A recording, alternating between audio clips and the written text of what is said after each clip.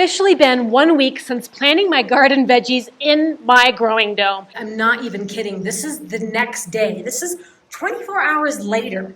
And look at these plants. Okay, I've never seen stuff that like perks up. It's not even touching the ground. It's like airborne. That is the butternut squash. And this is the summer squash. And it literally has squash growing. It did not have this yesterday. I wasn't even sure if they were going to survive the transplant process because this dome gets in the 100-degree temperature range every single sunny day. I really didn't know if they were going to make it, if the soil was even going to hold the water. But fortunately, we splurged and purchased soil with a high organic percentage, 50% compost and 50% soil mix. So this soil held water like a sponge, and the veggies are taking off like I've never seen. Everything is very perky looking. I mean, I thought, oh my gosh, this one has a blossom on it. This was not there yesterday. I mean, I wasn't sure by throwing it in the bed if things were going to wilt. Like that's what you normally see, is that plants sort of wilt after that first transplant. But these are really happy. This basil's been struggling, and it's like the happiest it's ever been. And this cilantro is not even flopping over anymore. Despite the heat and despite the shock of being transplanted, we've got vine tendrils that are searching. We've got plants with multiple blooms. We even have plants with multiple fruits. This is a pepper plant with 4 peppers on it. These were not peppers when they were in the pot. This has all happened in the past week. Things are just taking off. But as delighted as I was with how the soil is doing for the vegetables and how well it's doing holding water, I knew that it wasn't going to be perfect for everything, especially all of the succulents that I want to plant in the greenhouse. That's actually going to require a little bit of special amendment. I'm going to amend my beds by adding perlite and sand. A good succulent mix is 1 part perlite, 1 part sand, and 1 part soil. So I'm going to mix equal parts into the wheelbarrow and add it back into my growing area. I haven't emptied out the entire garden bed to fill it with succulent mix because I feel like that's a little extra and maybe a little bit overkill, but putting it into the root area by creating a trough and backfilling that with my custom mix will set me up for success, I hope, for all of my succulents. I was excited to do this for my large aloe plants I've had growing inside for the past 1.5 years, and they've become too big for their pot. They're entangled, and they even have little babies coming up. So I wondered if I could just give them a little bit more room, and that's why I've been excited for the greenhouse to give all of my succulents in my living room more space.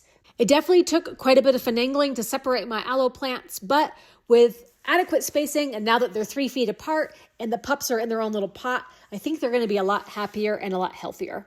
And I have several more succulents that I'm going to pot directly into the garden bed, including some portulaca flowers that are super pretty and add nice pops of color to the space, as well as some ground cover, some native sedums and some other sedums that have been in my rock beds. Not quite ready to put this guy in the ground yet, but I think what I'm going to do is transplant him into a larger pot and just put him in the middle of the bed somewhere for this little guy. I just love him. Right now, I think he's happy in the pot. This was a deal that I got at Home Depot. 7 different kinds of succulents in 1 container. I'm not ready to put them into the ground yet, so I'm just going to enjoy them in the container for as long as possible. Colorful and diverse. I love it. Another sedum that I transplanted from my yard. It was popping up somewhere where it shouldn't. Well, now it's got a whole entire bed. It can spread out as much as it wants. And so now it's been officially 1 week since the succulents have all been planted in their special bed. And despite the extreme heat, and I was actually out of town for a couple of days and they did not get watered. Portulaca looking pretty. I've got an asparagus fern here, which is not really a succulent, but it's doing great. The aloe plant, you know what, it's holding its own. Tried to put some of those into the ground as well. But things are looking happy. Even stuff that's not in the ground.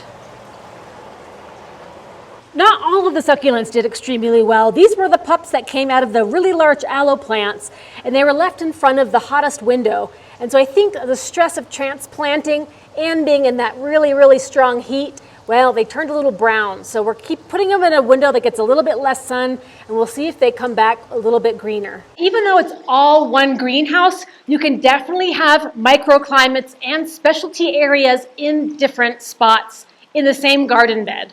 So where I amended the beets and the root vegetables with a little extra peat moss to make sure that soil really held on to water. And then for the succulents, all the extra perlite and sand to encourage drainage definitely was the right move for them, because I think those plants would be showing some signs of overwatering or root rot if I hadn't done that. But it's definitely diverse when you have vegetables and succulents all together. I definitely want to create more biodiversity by adding things like ferns, mushrooms perhaps. I definitely have to raise the humidity for that. Different kinds of trees, different kinds of vines. What I'd really like to see work is my berry corner. So I've got a raspberry bush and a blackberry bush.